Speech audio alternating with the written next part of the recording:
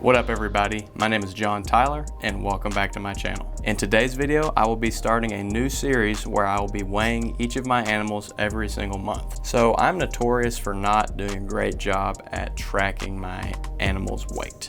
And when you have small animals like geckos and snakes, a small variance in weight that's correlated with inactivity or a lack of desire to eat or not using the bathroom or any other indicative sign of illness can be a sign for concern. So a small fluctuation in weight by 10 or so grams in a gecko can be fairly significant if it's not intended. So I really want to do a better job at that, and I want to use this series, my Weighing the Animals series, as a archival tool to do this, an incentive for me to do this, and something to keep me accountable to do this into the future, because I want to make this a monthly installment series. So as a little preface, my ball python Jerry, who did not escape his cage despite the open lid, he is in a bath right now, a tub behind me on the floor, probably a little mad at me because he does not seem to like the baths.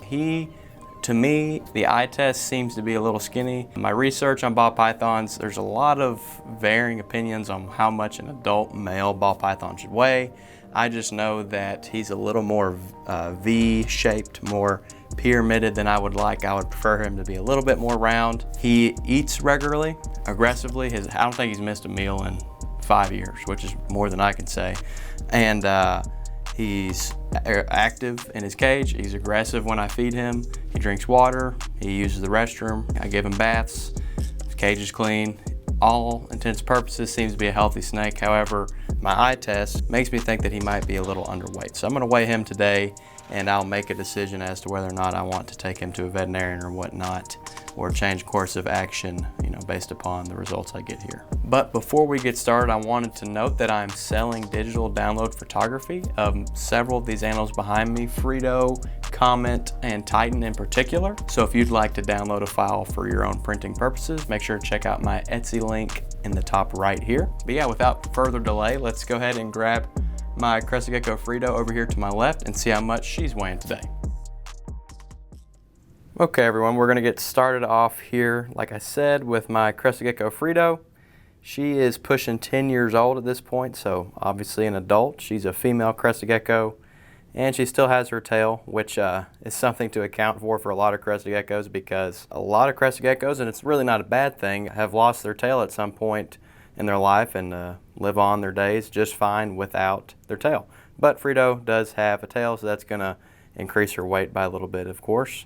I love how their tails are prehensile, like New World monkeys. I just think that's one of the neater things about them, how you can just put your finger right there and instinctively that tail end wraps up right there. Pretty awesome feature on a really cool animal. So I am looking for a weight of at least 45. 45 seems to be the weight suggested for breeding weight for a female crested gecko. It's recommended that they be 45 grams prior to breeding at the very least. Just a healthy weight. Obviously, Frito, I will not be breeding her. She is actually egg bound and has laid probably 5 or 6 eggs in the last 2 years, but I will not be breeding her. She's an old girl now, and I'm not really interested in getting into the breeding business of geckos, but I just feel like that 45 grams is a pretty decent benchmark of health.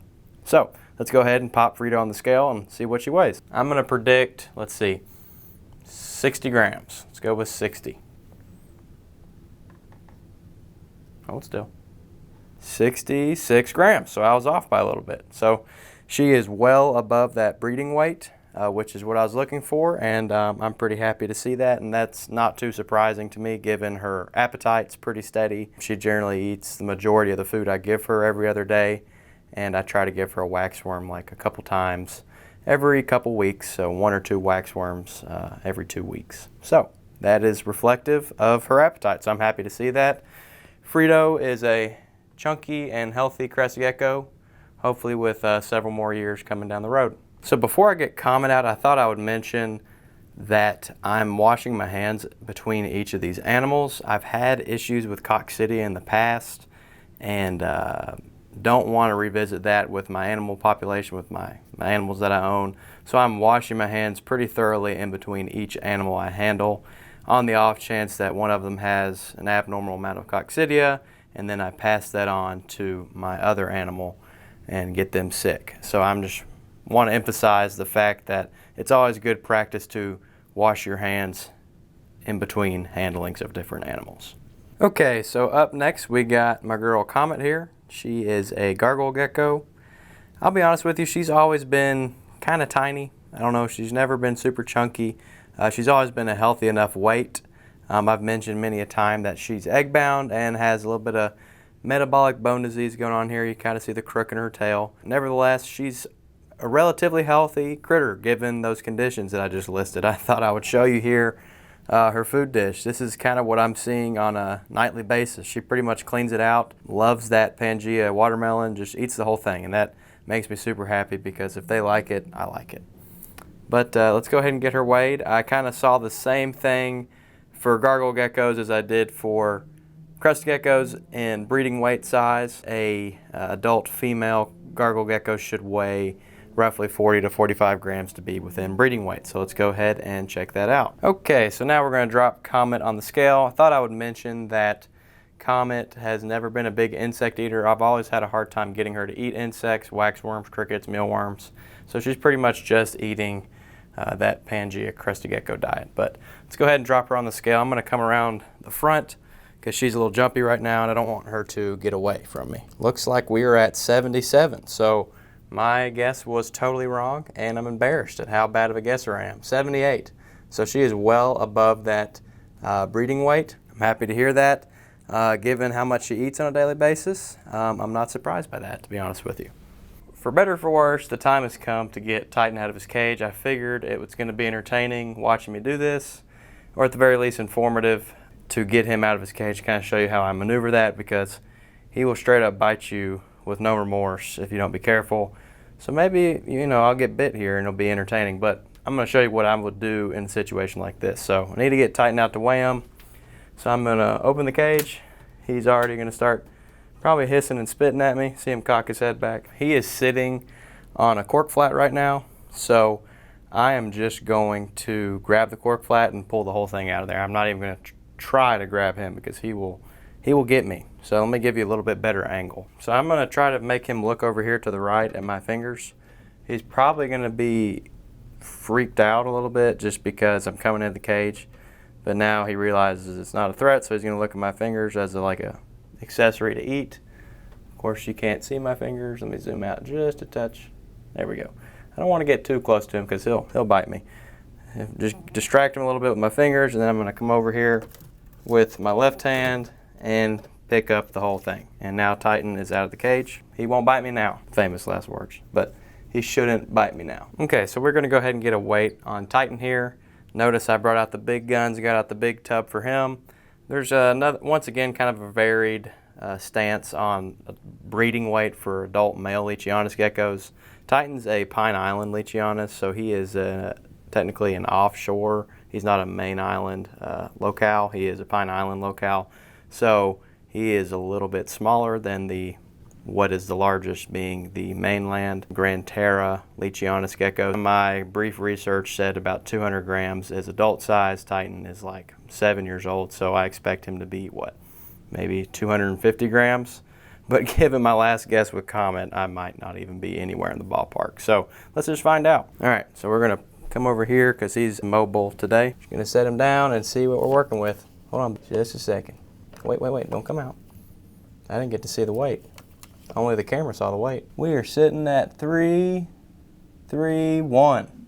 Doing good. Okay, yeah, he's a monster. I figured that would be the case. 331 grams. That is a pretty big lizard, if we're being honest. Well, that is a reassuring weight. I figured he would be well above the healthy margin, given his immense size and his immense appetite. He eats pinky mice and watermelon Pangea crested gecko diet by the boatloads. So he is a pretty healthy specimen across the board. While I do crap on him a lot and, make fun of him for being a jerk, I do really like him. He is one of my prized possessions, and I would love to get into breeding him one day. Unfortunately, adult female Leachianus geckos are thousands of dollars, so it's not exactly the most cost-effective animal to breed. So that's kind of a pipe dream, but maybe one day I'll be able to find Titan here a girlfriend, because he's a super pretty gecko and I think he would have some super pretty offspring. All right, so finally we've got Jerry the snake here. He's my ball python. Like I said, he appears to be a little skinny to me, so I'm interested in seeing how much he weighs and making a decision if I maybe need to take him to the vet or figure something out. I'm probably expecting like 350-ish grams. I've seen a lot of different sources. I've seen breeding size for a ball python male adult to be anywhere from like 400 to 700. So I definitely expect him to be on the smaller side. So we're going to go ahead and pop him on the scale and see how much he weighs. All right, so we'll go ahead and turn her on there and put him here in the bowl. If he'll stay put for just a second. Stay in there, buddy. Just for a second. Looks like we're sitting in that mid 370s, 378 range, which is not too far off from what I expected, but a little lighter than I'd like him to be. So that's some pretty good information for me to have, and I'll have to make a decision as to what to do next. But he's actually about to get fed tonight. Coincidentally enough, the day I'm shooting is his feeding day, so I wanted to make sure to get him fed before I inflated his weight with a rat in his stomach. So we're going to go ahead and put Jerry back. And now we're going to jump over to our spreadsheet. All right, so we've got our spreadsheet set up here. I'm going to go ahead and title it 2024 Animal Weights. And we'll go ahead and make our categories. We'll just start with January here, given that it is January 2024. And like I said at the beginning, I want to continue to keep track of all these things and make sure that I stay on the money when it comes to making sure my animals are on their proper weight. Okay, so we've gone ahead and gotten all of the animals' names listed here. We'll go ahead and submit the information. So obviously not going to be a lot of data to start, but nevertheless, just want to go ahead and get that rolling. We got Frito at 66 grams, Comet at 78 grams, Titan at 331 grams, and finally we have Jerry the snake, a little underweight from what I'd like him to be, at 378 prior to feeding. So that's definitely something I'm going to take note of and act accordingly. But yeah, this is going to be my archival space for my animal weights, and hopefully by, what are we going to go to? So number 13 here will be all the way at December 2024, and we'll have been able to track my animals' progress, hoping to stay relatively the same. Frito and Comet could vary, especially if they decide to, or not decide, but lay an egg. Their weight could drop off pretty dramatically, or their weight could increase prior to. And then Jerry the snake, I would like to see him gain some weight. Titan, I don't really have any qualms with his weight, nor do I expect it to drop off, but if it does, I'll have it tracked. So we're just going to get started here with that. Okay everyone, that is going to wrap it up for today's video. I really hope that you enjoyed today's content and that you look forward to next month's installment of the animal weighing series. Make sure to go down low, drop a comment or a question if you got one. And I'd say today's question is, what is something that you as a reptile owner want to do a better job at into the future? Obviously mine is weighing my animals on a consistent basis, and I'd be curious to know what you guys want to do to get better at reptile keeping, to get better at taking care of your animals in the future. Drop that down below. Make sure to hit that like button, hit that subscribe button, turn on post notifications as well. But once again, guys, I want to thank you so much for watching today's video, and I'll see y'all in the next one.